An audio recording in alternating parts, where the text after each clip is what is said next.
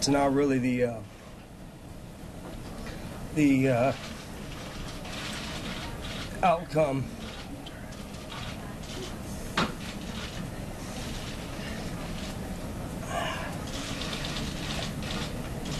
we were looking for. Heartbreaking news tonight for relatives of a Fallbrook family missing for nearly 4 years. The remains of the McStays have been found in the desert north of San Bernardino. The latest on the investigation tonight on KPBS Evening Edition.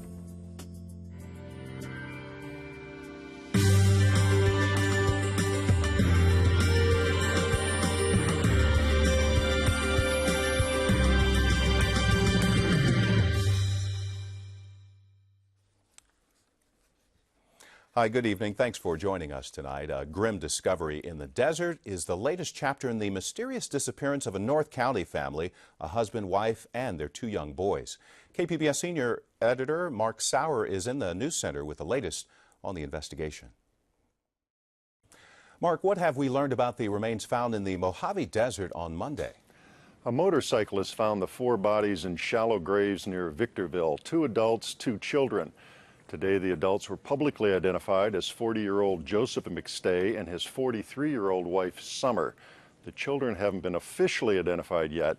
They're waiting for DNA results, but it's believed they are the McStays' young boys, Joseph Jr. and Gianni. They were 3 and 4 years old when they disappeared. Today, their uncle was overcome with emotion at a news conference. He said this wasn't the outcome they'd hoped for. It gives us courage to know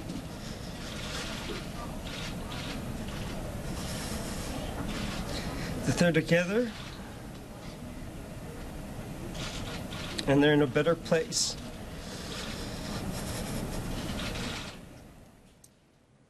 Now, Mark, let's review some of this. The McStays lived in Fallbrook for a short time and vanished in February 2010. It looked like they left their house in a hurry and may have last been seen on a surveillance video walking into Mexico after parking their car near the border, right?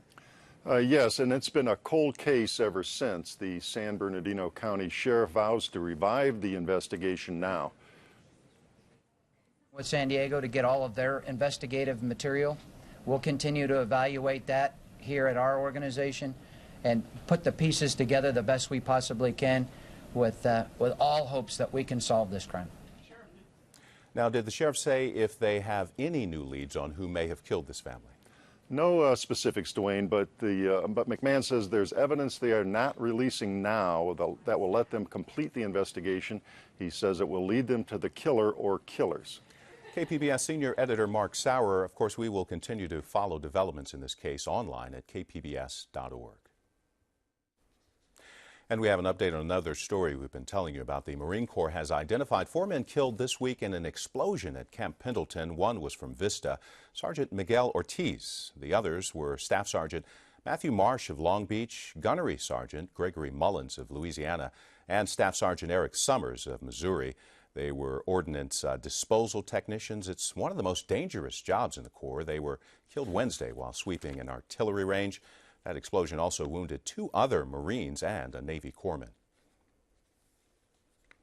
The House has voted to weaken a core provision of the Affordable Care Act by allowing the sale of individual health plans that fall short of the law's minimum standards. 39 Democrats broke ranks today and joined the Republican majority in the vote, including San Diego Congressman Scott Peters. The measure goes to the Senate next, where its fate is uncertain, but the White House has already threatened a veto. President Obama met today with insurance industry executives for a brainstorming session. How do we make sure that everybody understands what their options are? Because of choice and competition, a whole lot of Americans who've always seen health insurance out of risk or out of reach are going to be in a position to purchase it. And because of the law, we're also going to be able to provide them help even if they are still having trouble purchasing that insurance, but they've got to know what those options are in order to be successful. So I appreciate all. The president's top healthcare official says the federal enrollment site will be much better by the end of this month. Kathleen Sebelius says technicians are on a very aggressive schedule with hardware and software updates virtually every night. She says the vast majority of users will see a big difference. San Diegans are enrolling faster than the rest of the state through Covered California. Nearly 60,000 people have signed up on the state's healthcare exchange, and San Diego makes up 10% of enrollees. The process is expected to get easier here with the help of more enrollment counselors. Covered California is expecting a surge in applications leading up to the December 15th deadline to sign up for coverage starting next year. Next week, the U.S. Nuclear Regulatory Commission will be in San Diego County to take public comment about how nuclear waste from the shuttered San Onofre will be stored. Amitha Sharma has more on the meeting. San Onofre's nuclear reactors were permanently shut down earlier this year. Fully dismantling the plant will take years, probably decades. But San Onofre faces another problem that's going to stick around even longer. What to do with all the nuclear waste? A meeting on Monday will give San Diegans a chance to react to the possibility that waste could be stored on site for up to 300 years. KPBS science reporter David Wagner joins us now to explain how San Onofre's waste is being handled. First off, David, where is the waste being stored? That's actually a pretty easy question to answer because there's only one place it can be stored at the moment, and that's at San Onofre. The U.S. government doesn't have a long-term place to put all this waste, which is going to remain dangerous for many, many thousands of years. I talked to Rosemarie Alley for this story. She lives in Alpine, and she co-authored a book on nuclear waste called Too Hot to Touch, and she sees a pretty big irony in how we're dealing with nuclear waste. So we're looking at a situation here where, because there's no way you can guarantee safety for any repository site, Yucca Mountain or any place else on the planet. So the fallback has become, well, it's too dangerous to put it underground, so let's leave it lying around above ground all over the country. So we heard her mention Yucca Mountain there, and that's a place in Nevada where we almost had a long-term repository. We were going to dig a hole deep beneath Yucca Mountain and put all this waste. But the Obama administration canceled plans for that in 2010. And why did he cancel those plans? Basically, what you have with the issue of trying to find a national repository is a lot of not in my backyard. The state of Nevada just opposed it, and that's going to be the challenge going forward, is who's going to accept this repository in their state. So, David, how long is this waste expected to stay at San Onofre? So it's going to stay at San Onofre for at least decades. That depends on how quick the federal government acts on finding a long-term repository. And actually, the Nuclear Regulatory Commission has had to consider the possibility that this stuff is going to stay on site for longer than decades. I spoke with Victor Drix of the NRC to talk about this. We have concluded that even over the next 300 years, the fuel could be safely stored on site. And that's part of the rule that we're putting out here for public comment. And when he says public comment, he's talking about this meeting on Monday where the public will get a chance to talk about how they feel about this waste being on the seismically active coast of the state for possibly generations. So I'm guessing people are not going to feel very good about it. So what if they don't like it? What happens? Nothing is really going to happen either way. The waste has to stay at San Onofre, so this meeting won't result in any change in that. David, how exactly will the waste be stored at San Onofre? So currently most of the waste is in cooling pools.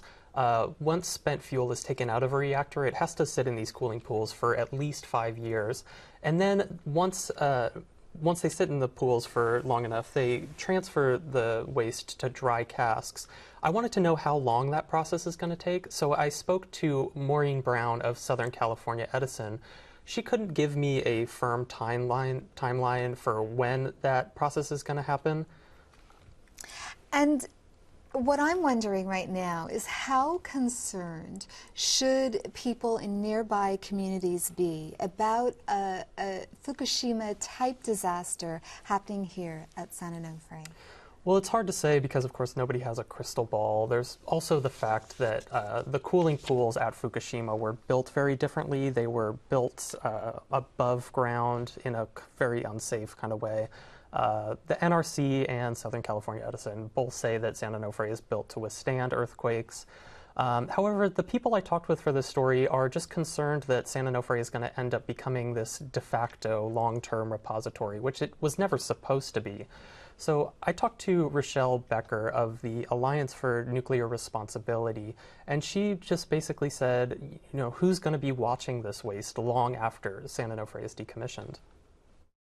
I probably will not be alive then, but it is incumbent upon the public to continue to pressure the Department of Energy to make sure there's a permanent waste repository somewhere, and that our grandchildren and our great-grandchildren and our great-great-grandchildren aren't living with nuclear waste on the seismically active coast of this state.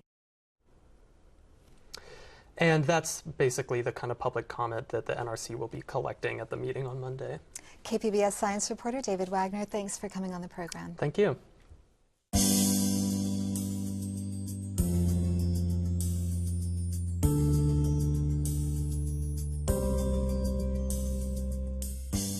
As online retail sales continue to post double-digit gains, traditional stores are embracing new technology to lure shoppers in. We see how in this story from Haven Daily of the Associated Press. Online shopping is booming, up 13% from last year with $262 billion in sales. Now retailers are attempting to use some of that same technology to enhance the in-store shopping experience. Walmart is rolling out a new tool called Scan and Go. It allows you to use your smartphone to scan the things you buy as you shop, then swipe just your phone at the register to speed up the checkout process. Scan this on-screen code to transfer your mobile basket. The Walmart app also uses voice recognition to help you create your shopping list. Paper towels, bananas, milk. We recognize that mobile's a real great opportunity to enable our customers to connect with us and learn about their store and learn about the products that they can purchase at our stores. Target is working on an app that will transfer nutritional information and customer reviews of products you're looking at in store to your smartphone.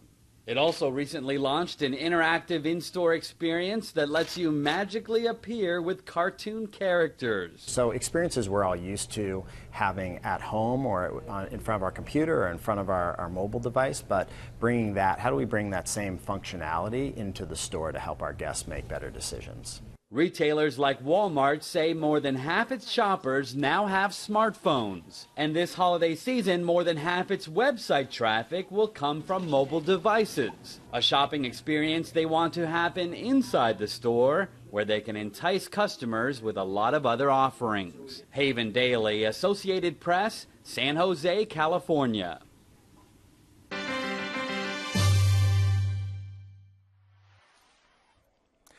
Medical care for Marines and their families is getting a first-class upgrade at Camp Pendleton. Base officials offered a preview of their new 4-story naval hospital today. KPBS health reporter Kenny Goldberg was there. If you were expecting Quonset huts and double-wide trailers, think again. The new $500 million naval hospital looks like something out of the pages of Architectural Digest. The lobby is filled with stylish furniture, works of art, and lots of natural light. There's an atrium and even a Zen garden on one of the upper floors. Captain Mark Kobelia is commanding officer of the Naval Hospital. He says the design elements were chosen with a specific purpose in mind. For example, we know that natural light definitely improves the pain scores and the overall well-being and speed of recovery for patients. Captain Kobelia says the military and civilian staff who work at the hospital benefit from the nice aesthetics too. And so all of this is combined to try and make the facility as healing and welcoming as possible. This hospital replaces one on the base. It was built nearly 40 years ago. The old facility isn't earthquake-proof, and it was designed to house more patients for more extended stays. The new hospital has fewer inpatient beds. Rear Admiral Forrest Faison is a pediatrician. He says hospital care is quite different today from what it was when he was in medical school. 85% of our surgical cases are done as outpatients, whereas when I trained, they used to come in a day or two beforehand and stay for 5 or 6 days after the surgery. The new hospital has 9 operating rooms. We are in the post-anesthesia care unit, and this is the PACU or the recovery floor where most of the patients coming out of the operating room will recover. Lieutenant Commander Constance Beale explains the facility has a 6-bed intensive care unit, too. But the biggest part of the hospital's business will be delivering babies. To that end, it has 10 labor and delivery rooms and a special care nursery. Officials estimate about 200 women will give birth on the base each month.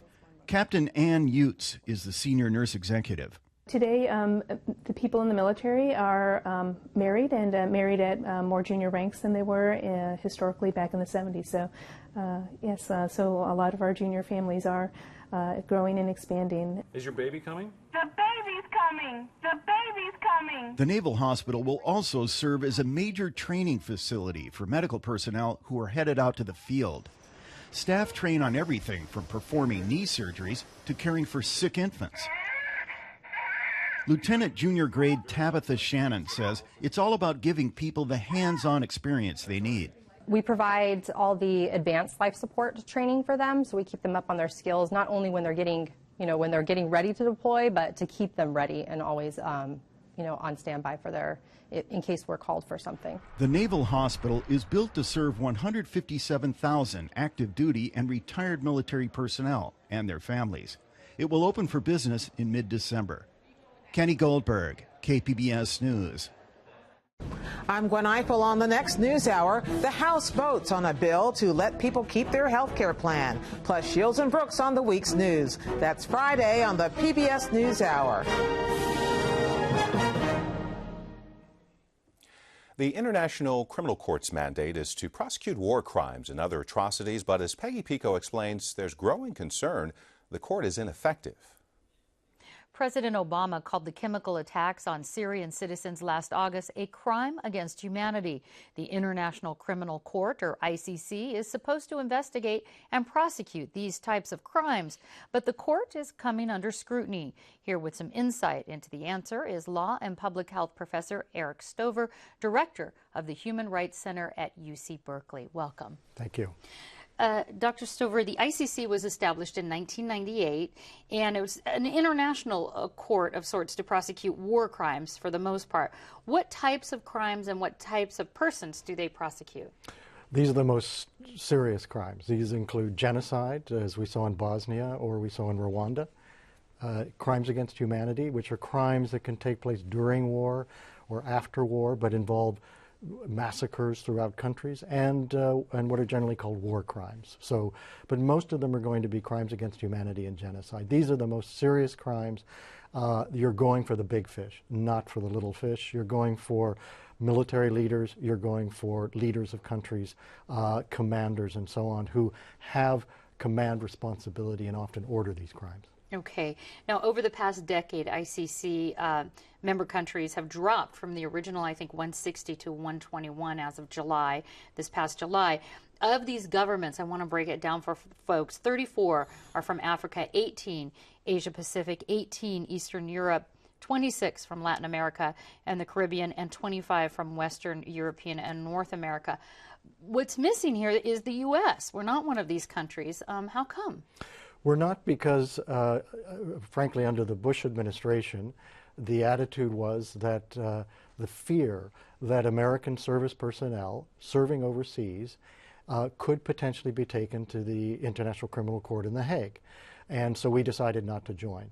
And this is really a misrepresentation, because the court is a court of last resort, which means if you, the United States, have a situation like we did in Iraq at Abu Ghraib, if you have a military commission, you investigate, you hold trials, and you punish those responsible for those crimes, which we did, no one will ever go to The Hague to stand trial.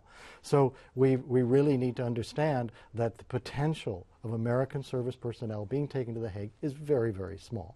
I see. The ICC postponed the trial of Kenya's president for crimes against humanity until February of next year. And other countries have accused this court of targeting African countries, and even a few have threatened to withdraw, I understand.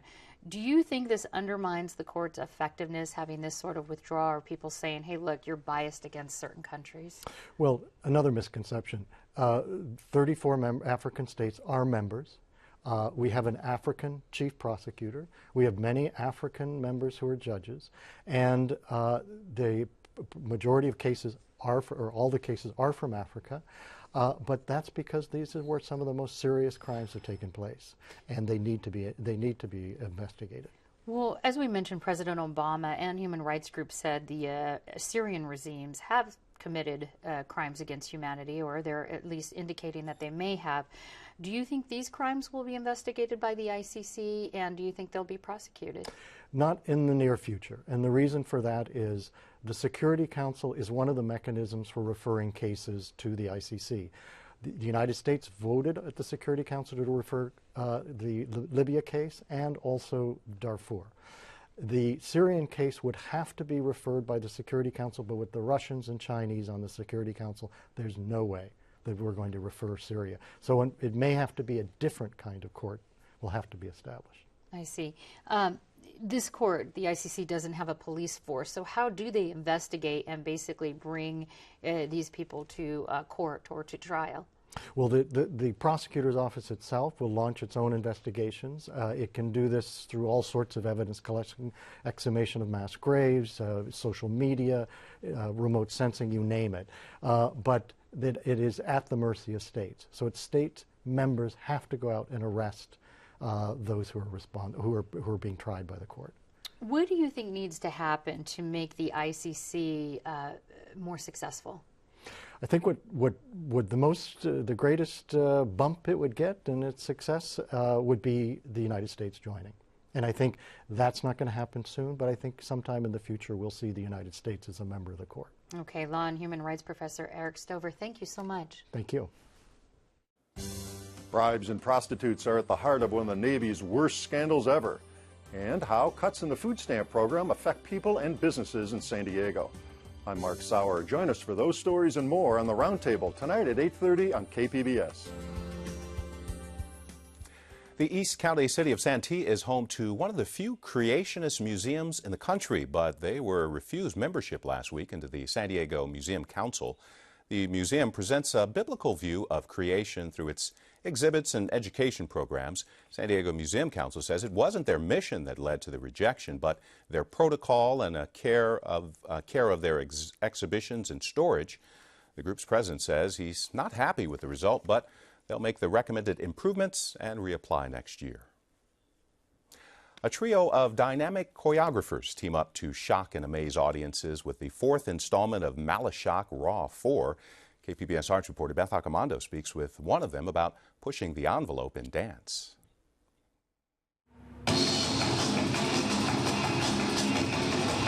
Okay, you guys want to do a mark through?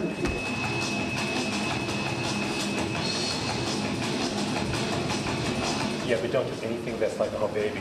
Michael Miserani doesn't like to be boxed in by conventional expectations about dance. That's why he created Raw for Malashok Dance. It's a series I conceived back in 2010, and this is its fourth year. And we really wanted to approach dance in an edgier form, really address issues that aren't normally addressed in dance. So that's what Raw 4 is all about, is to push boundaries, is to make people think about what dance can say and how we can say it. Poor Justin, I know. What you just saw was a rehearsal for Unspeakable, which is in Malashok Raw 4. It actually addresses an unspeakable act within a family. But it's actually based on an article of a Texas man who found his daughter being assaulted. So it's a dichotomy of a visceral reaction to an unspeakable act and then a moral dilemma about how you are actually going to react as a person. Can I see that from when you're here? Sorry to take me so long. It's just particular. The big dance stuff is fine. It's those little moments that are so intimate that I take most of the time on. Here and then pushing yourself down. Oh, okay. That's fine. Yeah, it's a very specific act that's happening. It needs to not look like a romantic act is happening, but it needs to look like a violent act is happening. So I'm constantly making sure that it's reading that way, so it doesn't look like it's a romance, but that someone is being assaulted. So that's why it takes so much time, because I don't want to do too much or too little. It just has to be the right amount so it gets across, but it's not exploitive. Malashok Raw 4 runs tonight and tomorrow night at the Lyceum Stage in Horton Plaza. It's recommended for ages 16 and up. Beth Accomando, KPBS News. We're in for a real taste of fall weather this weekend for San Diego. Cloudy along the coast, mostly in the low 60s. The inland valleys might see some sprinkles with temperatures in the 60s as well. More showers possible in the mountains. Nights will be chilly there, dipping into the 40s. And in the desert, if you're looking for sunshine, that's where it'll be. Temperatures in the 70s. And let's recap our top story tonight. The remains of a missing Fallbrook family have been found in the Mojave Desert. Only the adults have been positively identified so far as Joseph McStay and his wife Summer. Investigators are waiting for DNA tests to confirm if the two other bodies are the couple's sons. The family vanished nearly 4 years ago. It looked like they left their home in a hurry. A few days after their disappearance, their car was found near the border, and the surveillance camera taped what was believed to be the McStays crossing into Mexico. Their remains were found just outside of Victorville on Monday. Their relatives say this isn't the outcome they'd hoped for.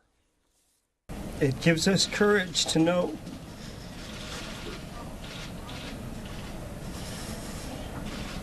that they're together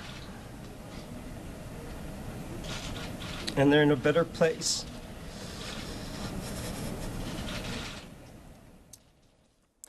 We will continue to follow developments in the case online at kpbs.org. And of course, you can see tonight's stories at kpbs.org/evening edition. Thank you for joining us. Have a good weekend.